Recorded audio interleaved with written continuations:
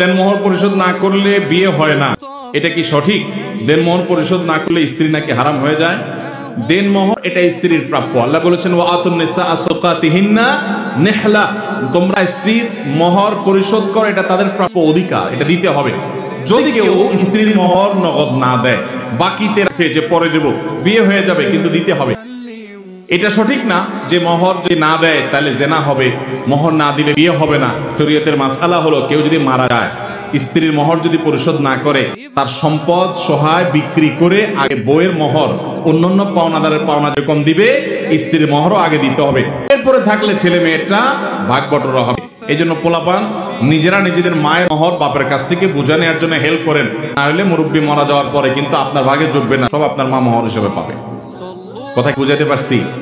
যদি বইয়ের মোহর দিতে কষ্ট হয়, অনেক ধরে ফেলছেন, মানকা চিপায় পড়ে গেছেন, তখন কিছু বুঝেন নাই, রাজি হয়ে গেছেন, মুখ দিয়ে রুমাল দিয়ে বসারে দিছে, 10 লাখ 20 লাখ ধরছে, হো হো করে রাজি হয়ে গেছেন, এখন তো ফেসে গেছেন, দিতে হবে, কি করবেন?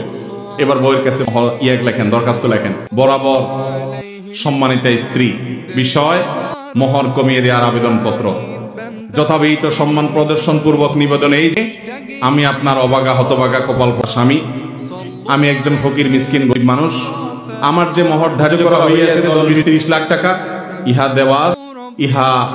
দেওয়ার ক্ষমতা, পরিশোধ করার ক্ষমতা আমার নাই। অতএব জনাবার সমীপে নিবেদন এই যে, মোহরের টাকা কমাইয়া আমাকে বাধিত করবে। বিনীত আপনার হতভাগা স্বামী।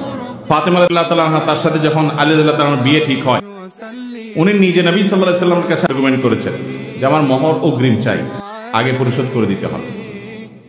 সাফ সাফ কথা। আজকাল যদি কোনো মেয়ে এরকম চায়, ছেলেরা বলবে ওরে বাবা রে, এই ডায়েরির সাথে ঘর কেমনে করব? অথচ এটা তার অধিকার, তার চাওয়ার রাইট আছে।